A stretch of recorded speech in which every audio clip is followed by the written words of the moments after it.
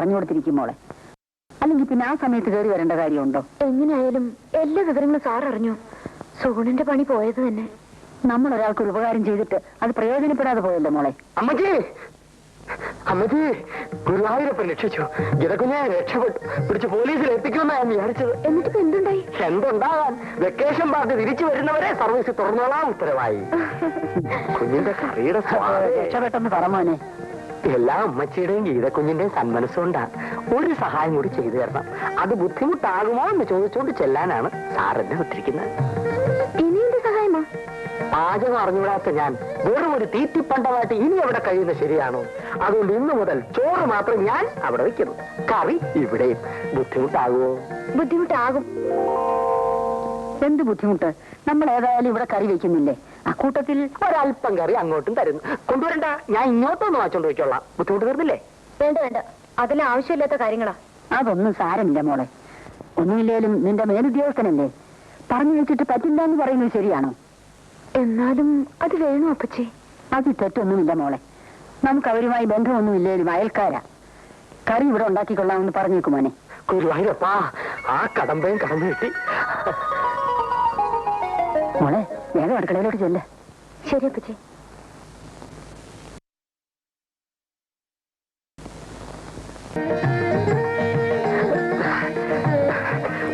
സാറിന് ഇഷ്ടമുള്ള കറികളൊക്കെ കുഞ്ഞിന് പ്രത്യേകം വെച്ചിട്ടുണ്ട്. വേഗം വിളമ്പട, വിശക്കുന്നു.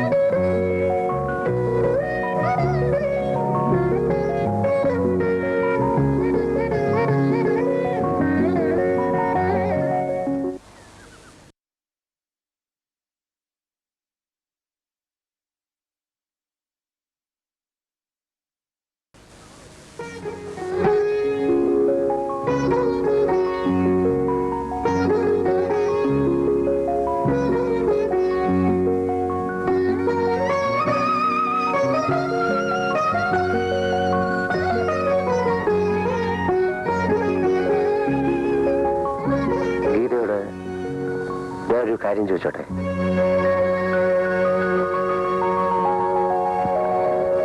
അറിയാതെ ആഹാരം ഉണ്ടാക്കി തന്നു ഇതുവരെ.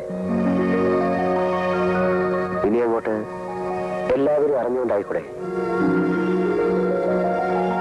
ജീവിതാവസാനം വരെ?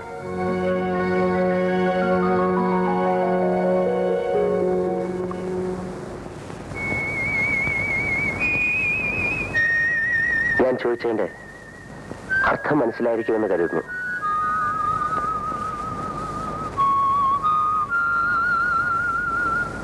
വിരോധമില്ലെങ്കിൽ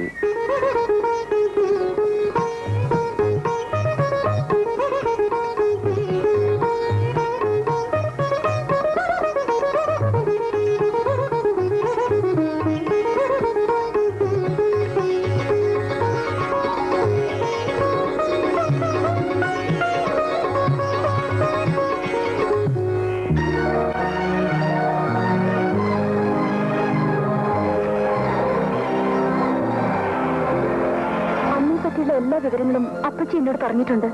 നീ വിചാരിക്കുന്ന പോലല്ല ഗീത എന്റെ അമ്മ. അവർ സ്നേഹസമ്പന്നയാണ്. എന്നാലും ഈ ബന്ധം അമ്മ ഇഷ്ടപ്പെടുന്നു എന്നാണ് എന്റെ പേടി. ഒന്നും പേടിക്കണ്ട.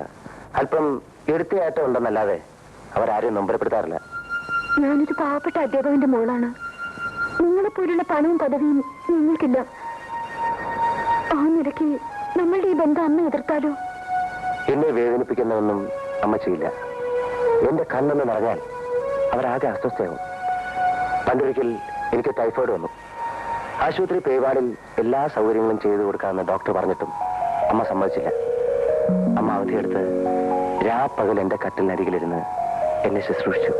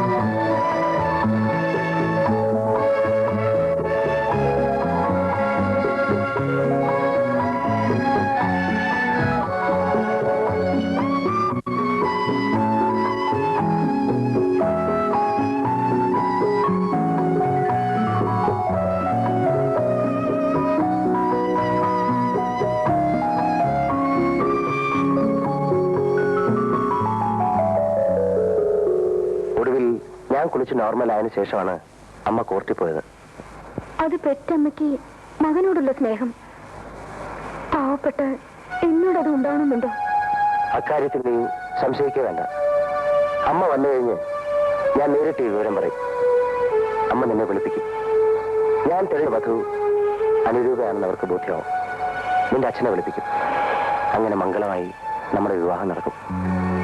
ഈശ്വരൻ നമ്മുടെ ആഗ്രഹം സാധിച്ചു തന്നെങ്കിൽ തീർച്ചയായും സാധിച്ചു തരും.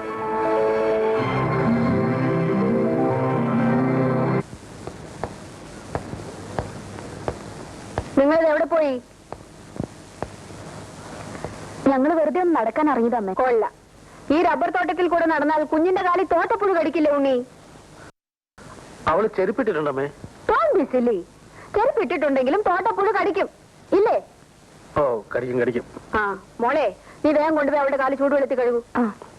ഉണ്ണി ഇവിടെ വരൂ. ഓ, ഇരിക്കൂ. I was waiting for you. എന്താമ്മേ? ബാലന്റെ വിവാഹകാര്യത്തെ പറ്റി എനിക്കല്പം സംസാരിക്കാനുണ്ട്. തമ്പി, തമ്പി ഇല്ലേ ഇവിടെ? ഞാനിവിടെ ഉണ്ടല്ലോ. ആ, ഇവിടെ വരൂ. നിങ്ങൾ അവിടെ ഇരി മനുഷ്യ. ഒന്ന് ക്ഷമിച്ചുകള രാജലക്ഷ്മി. ഒന്നുമില്ലെങ്കിൽ അവർ ഒത്തിരി ആളുകളെ തൂക്കിക്കൊന്നിട്ടുള്ളതല്ലേ. അതിനെ നിങ്ങളെ അവരൊപ്പം അങ്ങനെ തൂക്കി കൊല്ലണ്ട. ഓ, അതിന് നീ ഉണ്ടല്ലോ.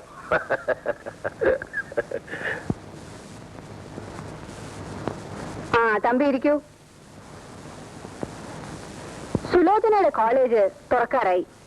ബിന്ദുമോളെ നഴ്സറി സ്കൂളിലും ചേർക്കണം. അതുകൊണ്ട് ഞങ്ങൾ അടുത്ത ഞായറാഴ്ച പോവും.